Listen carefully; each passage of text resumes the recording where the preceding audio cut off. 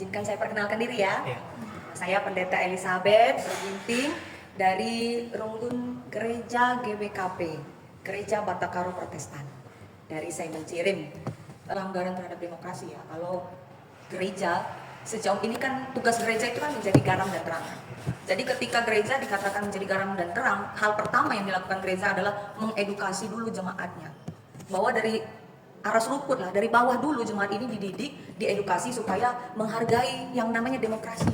Sehingga tidak ada orang yang otoriter, yang mau dia saja yang didengarkan kan. Maka dari edukasi itu mulailah nanti setiap jemaat akan terbiasa untuk menyelenggarakan atau mengutamakan demokrasi. Dari situ jemaatlah nanti yang akan ikut menjadi pelaku-pelaku atau agen-agen untuk melawan pelanggaran demokrasi. Jadi kalau gereja menghadapi misalnya ada pelanggaran demokrasi, kalau diajak untuk demon secara besar-besaran misalnya ya, gereja sebenarnya ikut ambil bagian kalau itu untuk kepentingan halayak ramai.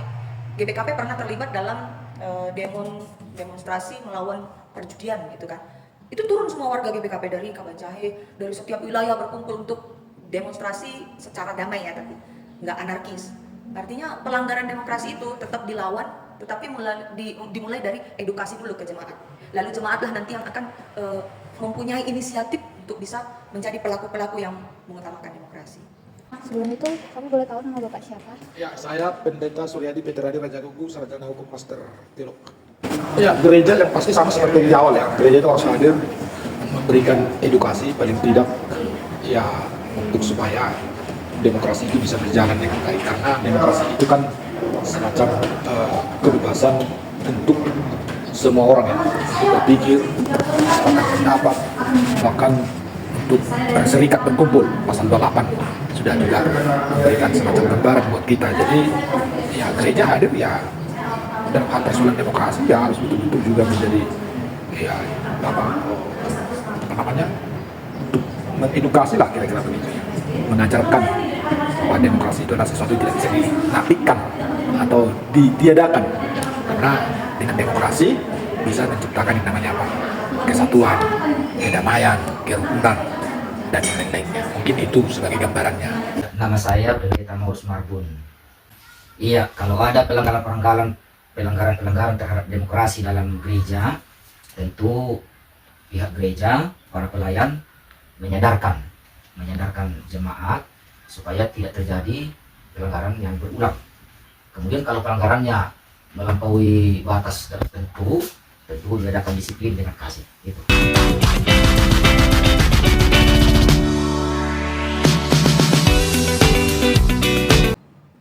Cara mengatasi pelanggaran HAM ya, hak asasi.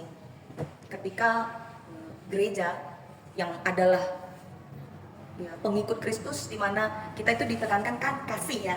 Kalau gereja menjadi saksi sebuah pelanggaran HAM, tentu gereja harus ikut berperan.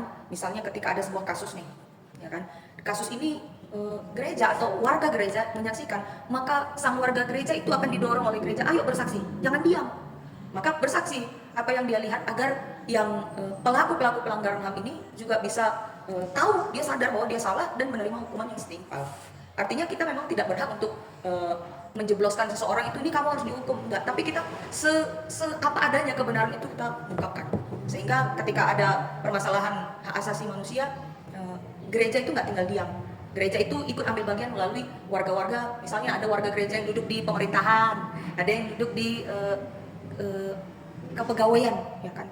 Nggak harus di pemerintahan, tapi ketika menjadi seorang pegawai yang mengabdi ke negara ini, maka warga-warga gereja inilah menjadi perpanjangan tangan gereja untuk ikut ambil bagian mengatasi pelanggaran HAM. Di gereja semua sama, nggak boleh ada beda-beda, yang mana yang kaya, yang miskin, mana yang berjabatan, nggak boleh. Maka setiap kali kebaktian, penyambutan pada jemaat itu sama semua. Mau yang kaya, miskin, ada jabatan sama yang enggak, itu semua sama. Tempat duduknya juga nggak ada yang tinggi dan rendah ya, semua sama. Nggak ada yang dibedakan. Oh kalau pejabat duduknya ini, kursinya besi, enggak. Kita semua sama. Kalau saya sendiri ya mengajar itu tentu sekali lagi saya harus melakukan edukasi juga ya, bahwa hak ajasi itu adalah sesuatu yang memang dimiliki oleh semua orang. Tidak hanya sebagai warga negara di negara ini, tapi di gereja pun hak ajasi manusia itu harus juga diapakan ya, dikerjakan tentunya. Bahwa manusia itu kan mulia itu kan, dan manusia itu juga harus dimuliakan. Dan sebagai manusia dia punya hak juga. Oleh karena itu sebagai saya gembala, pemimpin, pendeta untuk jemaat untuk masalah HAM ini, ya saya harus ajarkan gitu bahwa manusia itu adalah salah satu memang yang diciptakan Tuhan, dan memang hukum Tuhan juga kan itu ada. Hukum kedua kan, selain mengasihi Tuhan Allahmu dan juga harus mengasihi sesama. Jadi kalau kita tidak ajarkan ini, nanti takutnya kita cuma itu tidak ngerti siapa manusia gitu. Jadi manusia itu harus diberi pengertian bahwa dia adalah makhluk sosial yang tidak bisa hidup dengan sendiri, dia harus berdampingan dengan orang lain. Maka kalau dia berdampingan dengan orang lain, tentu ada juga hak-haknya kan yang mesti dijaga di situ. Nah, bila itu terlanggar, ya pasti akan ada masalah. Makanya harus diingatkan terus, dikasih pengajaran, dikasih pelajaran, dikasih edukasi betapa pentingnya yang namanya HAM itu.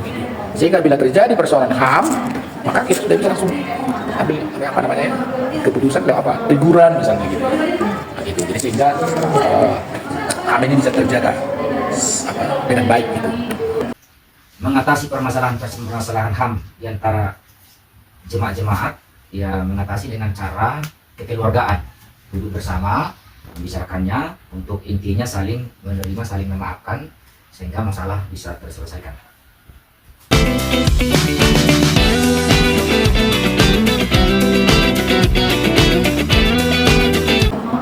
Ya, yang dilakukan gereja pendengar HAM itu yang pertama pasti kan ya harus menjunjung nilai-nilai kan HAM itu sendiri sesuai pasal yang sudah ada tertuang di Undang-Undang 45 ya. Konstitusi kita kan mengajarkan itu ya, ada pasal 28, ada pasal 29 misalnya.